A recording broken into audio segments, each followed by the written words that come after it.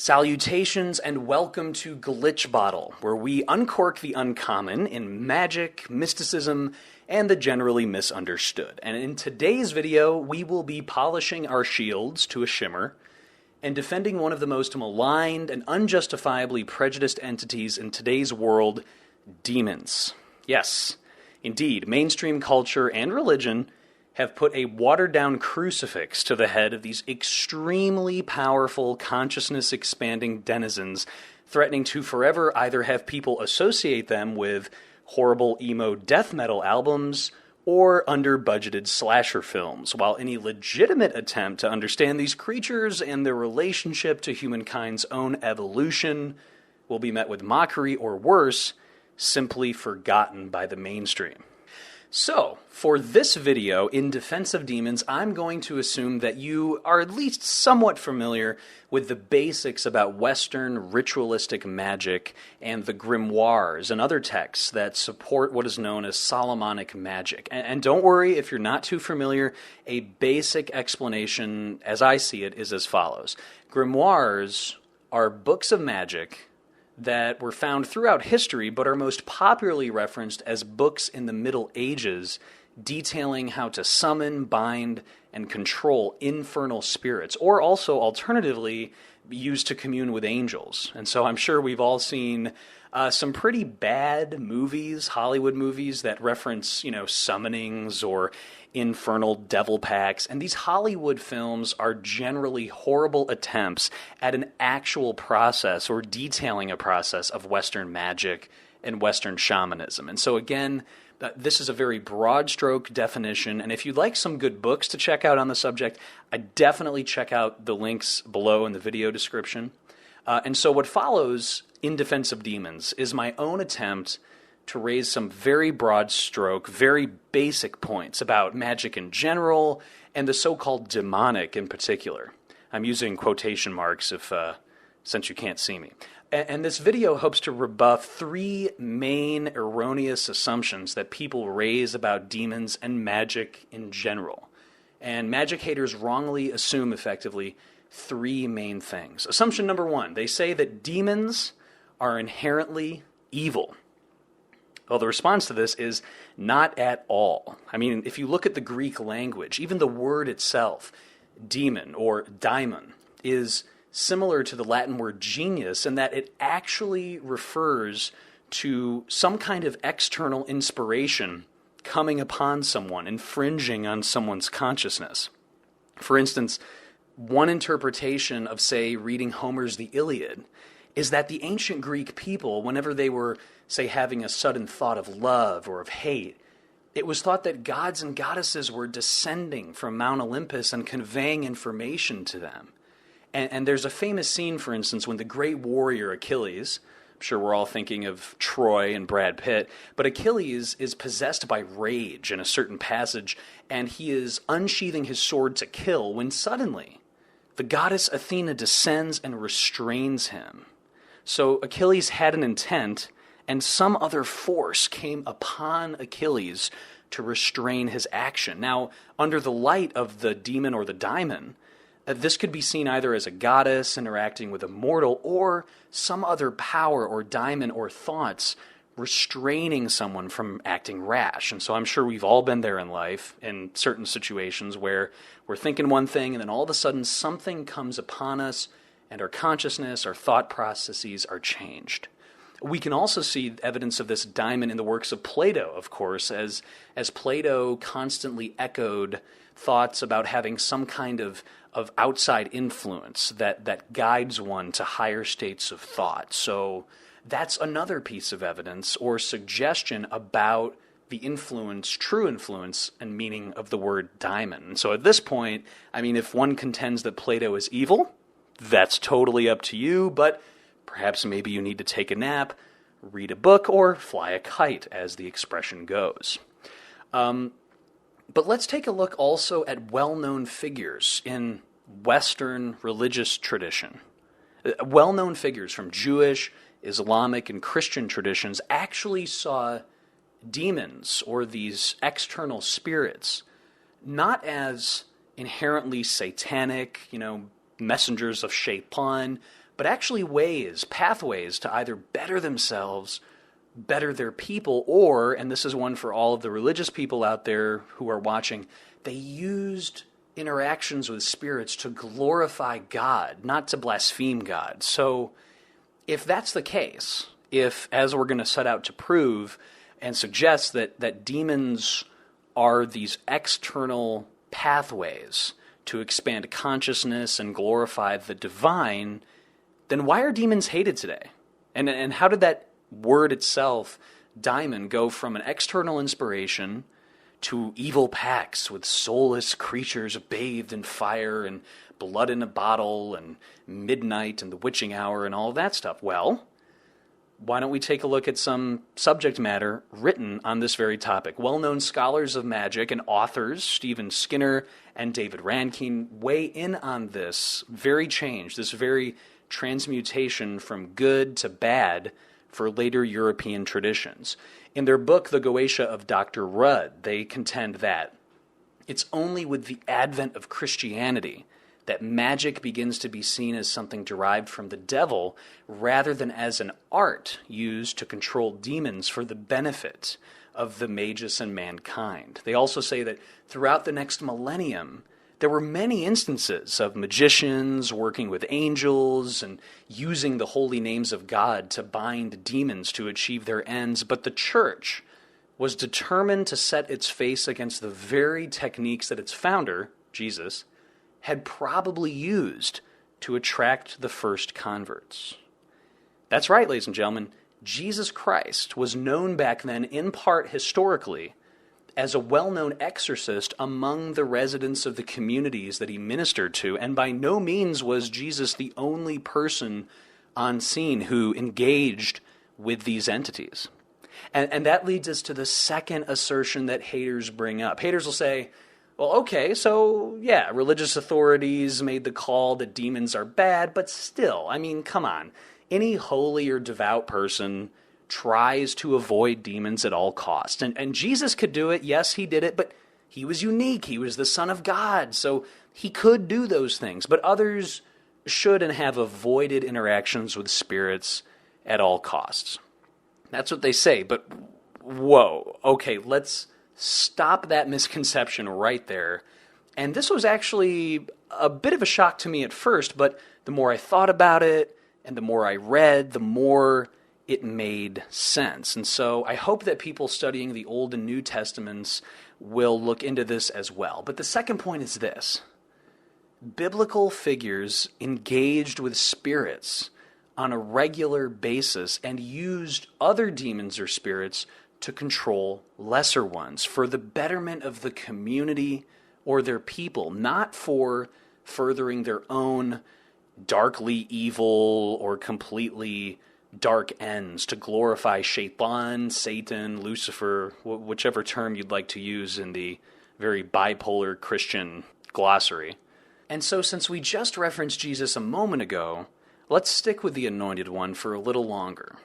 Skinner talks about how Jesus was accused of using a specific demon's name, Beelzebub in this case, to control lesser demons. And this was as many things in plain sight in Bibles all across the world. And we can take a look right now. Let's go to Matthew chapter 12, verses 24 through 27. And this follows a scene after Jesus healed a man possessed by demons, where it says, "But when the Pharisees heard this, they said, 'It is only by Beelzebul, the prince of demons, that this fellow drives out demons.' And Jesus knew their thoughts, and he said to them, 'Every kingdom divided against itself will be ruined, and every city or household divided against itself will not stand. If Satan drives out Satan, then he is divided against himself. How then can his kingdom stand? And if I drive out demons by Beelzebul, by whom do your people drive them out? So then they will be your judges.'" And in this biblical passage, and it's pointed out in the book, The Goetia of Dr. Rudd, that, quote, "It does not matter who used the name of Beelzebub to control lesser demons. The important point is that it was seen as an acceptable procedure used by holy men and not a damnable one. And this procedure is definitely part of Solomonic magic. So in other words, Jesus here is saying that evil can't drive out evil, and this passage is almost a blatant hint demanding that the operator of magic approacheth the art, not from a light or a dark, but rather from a shadowy, neutral perspective to whatever light or dark ends exist in the mage or in the operator. But why don't we take a look at some more evidence as well, this time from the legendary biblical figure where we even derive the name Solomonic magic from, King Solomon, who historically reigned roughly from 977 to 927 according to biblical tradition. So for 50 years BCE, Solomon reigned. And that's when he built his fabulous temple with the aid of no less than infernal spirits. And so to this we turn to Aaron Leach, who is an author and scholar and practitioner of Renaissance-era Solomonic magic. And he says many important things, literally chapters of gems, in his book, Secrets of the Magical Grimoires. And so here are a few passages that pertain to the legendary King Solomon. Leach says that historically the grimoiric and similar shamanic arts were not practiced by so-called Satanists making Faustian pacts with devils. Instead, they were placed firmly in the domain of holy men, shamans and clerics, who had been granted a spiritual authority to command the ethereal creatures. Without this authority, the holy men could not have cured disease, retrieved lost souls from the underworld, or protected the community from random, rabid spirits or demons. This was hardly black magic. And so what we see here is enter King Solomon, who, as Leach goes on to explain, was world famous for binding demonic spirits, but he did this not from a pact with Shaitan, but with the help of God. In fact, the Testament of Solomon talks about how King Solomon was instructed by God and the holy archangel Michael on ways to control the demons, even given magical technology, or a ring to help control, bind, and interrogate demons. And Leach talks about probably the first real grimoire, which is the Testament of Solomon. It was written in the 3rd century, where Solomon performs the positive role of shaman for his people by calling up demons, treating with them, and binding demons through other infernal spirits, by working down a chain of binding other spirits. But why did Solomon do this? I mean, if you've grown up like most of us have, who are probably watching this video, in the Western tradition, looking at biblical history, one might question if Solomon's engaging with demons and having this rich history of engaging with the infernal, what was he doing? You know, was Solomon a madman possessed by these demons to glorify Lucifer? What was his aim? Well, Leach goes on explaining the Testament of Solomon piece, saying that the first time Solomon gets involved in a long chain of binding and interrogating demons is because Solomon himself is called upon to help a child who had fallen ill due to a spirit that was slowly vampirizing or sucking out the spirit of this child. The spirit was called Orneas. And thus begins a long succession of Solomon binding and interrogating demons. But even though Solomon's doing this from a shamanic perspective, right, helping the people and the community, making things better, healing illness, some might say, isn't that just evil to engage with these spirits? Is this something that God even wants? Well, Leach hits at the heart of the matter with King Solomon. This is again from his book, Secrets of the Magical Grimoires, in which he says, quote, "The king then contacts the prince of demons, in this case, Beelzebul, and utilizes him to conjure a long list of unclean spirits, each one of treated in the same shamanic manner as Orneas, their functions discovered, and opposing angels invoked to bind them. Finally, they are set to useful tasks in the building of the holy temple." And so, as Leach implies in this passage, this reason is why the grimoires are written as they are, which are ways to control infernal spirits through the power of God and not through any other entity. These practices and this art is divinely sanctioned. Finally, on this point, let's turn to Al-Quran Al-Hakim, the wise Quran, the holy book in Islam, the youngest of the three monotheistic religions, where Solomon again makes an appearance. And Solomon again, through the power of God, through the sanction of God or Allah subhanahu wa ta'ala, is given power to control demons, but a more accurate term in Islam instead of demons would be the jinn.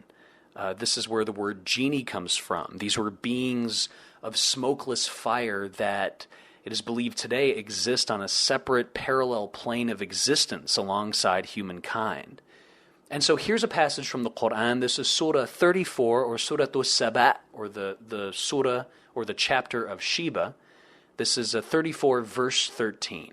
يعملون له ما يشاء من محاريب وتماثيل وجفان كالجواب وقدور الراسيات يعملوا آل داود شكرا وقليل من عبادي الشكور. And so, as we hear and see here in this passage from the Quran, it says and starts out, يَعْمَلُونَ لَهُ مَا يَشَاءُ, which is literally, they worked for him ma, what yasha'u, what he willed. So in other words, the Quran itself has a reference that the jinn, these infernal spirits, were bidden to do as Solomon willed. This is a huge statement, by the way, for magical purposes, because it, again, like with Jesus, it implies a neutral standing when operating a magical procedure, that one has to take individual responsibility and use the powers for whatever purpose they're aiming for. And so in the case of the Testament of Solomon, Solomon is healing members of his community, and he's also using the infernal spirits to literally hew stone and to build his fabulous, legendary temple.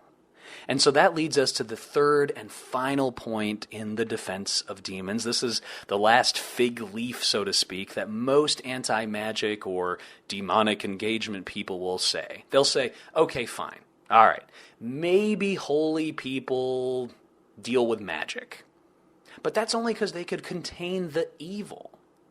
In other words, people who don't understand magic or who are clinging to modern monotheistic weekly rituals assert that magic, in its deepest nature, is altogether somehow antagonistic towards human spiritual evolution. In other words, these people today will come up to people who practice ritualistic magic and say, don't do magic, just be devout, have faith. And the response to this, though, is the historic truth, which is that magic is not inherently evil. It is that it is a neutral force. It's gray, it's shadowy, it's neither good or bad, but depending on the user, it's kind of like a tool, a cosmically infused tool, a multi-dimensional hammer or screwdriver, if you'd like, for all you do-it-yourselfers out there, that can be used along a spectrum of intent.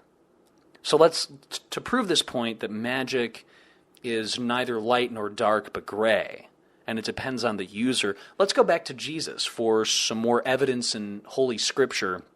This is Holy Scripture, by the way. This is mainstream, non-Gnostic, non-mystical Scripture. And reading Mark, the Gospel according to Mark, historically the earliest of the canonical Gospels, proves very interesting when looking for clues that magic abilities or shamanic abilities are neutral, almost like water or gravity. You know, it's a force that has neutral properties of its own. So let's take a reading. Here's Mark chapter 5, verses 25 through 32.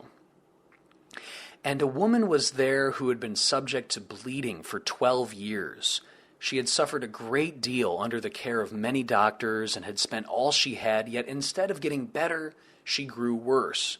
When she heard about Jesus, she came up behind him in the crowd and touched his cloak because she thought, if I just touch his clothes, I will be healed. Immediately, her bleeding stopped, and she felt in her body that she was freed from her suffering. And at once, Jesus realized that power had gone out from him. He turned around in the crowd and asked, "Who touched my clothes?" "You see the people crowding against you," his disciples answered, "and yet you can ask, 'Who touched me?'" But Jesus kept looking around to see who had done it. And so again, in this passage from Mark, we see here that healing abilities, magical abilities that a shaman or a prophet acquires to help his or her community, like water, doesn't seem to be good or evil, but rather available to anyone who seeks or comes into contact with it or harnesses it. Like this woman who leaves Jesus, one can read in the passage and interpret, almost bewildered as to who in the world took the power from him. So again, like using water, fire, or a hammer, this passage again hints at the essence of magic as a spiritual force that depends on the user, that's not inherently demonic or evil. Well, we have talked about movies every now and then in this video. Any Indiana Jones fans here? Well, you'll definitely remember the Raiders of the Lost Ark and the Ark of the Covenant featuring in that film. That was the legendary chest containing the 10 Commandments, known as the Instrument of the Lord. And by the way, that's an interesting title here used throughout history because it implies an instrument, it being some kind of tool, and tools depend on, of course, the user's aims. So, again, in the Goetia of Dr. Rudd, the authors tell us to look in the Bible, in the book of Samuel, where chapter 6 reveals that this ark, this legendary instrument of the Lord, can kill thousands of people just by looking at it, or, in one unfortunate case, killing a man who put his hand on the ark to steady it when it was shaking. The hints here at moral neutrality of divine magic are replete throughout the Bible, the Old and the New Testament. These are texts that are read in churches and synagogues every day across the world, but with deeper, hidden, or shall we say, occult meanings veiled beneath. And these magically neutral or gray practices are not just found in the Bible, by the way. They draw from thousands of years of human tradition in ancient communities all over the world. I mean, these were ways that people chose to deal with the tangible through traditions in ancient communities. But one might wonder, yeah, okay, I guess ancient people kind of had a neutral perspective on life, but how were ancient societies even neutral spiritually? Well, for this, we'll turn to historian, Hermetic researcher, and classicist Dan Atrell, who has a video post on his blog, The Modern Hermeticist, where he talks, along with Stephen Milburn, about 10 concepts shared by most pre-Christian religions, which include the following 10. Polytheism. No doctrine or dogma nor official view were found in most pre-Christian religions. Very little intolerance between systems of belief. No denial of worldly pleasures, no concept of conversion, no concepts of sin or redemption or damnation, belief in the power of oracles and divination. Religious observance was for succeeding in this life. There was a great deal of dealing with the tangible in this life. And also, the 10th reason that is given is that there were no churches, no hierarchy, and temples were the homes of the gods alone. And so these reasons are very interesting because they touch on this very non-polarizing view, this kind of holistic view of ancient communities, spiritually and practically. By the way, a link to Dan's blog and other relevant videos from Dan can be found below as well.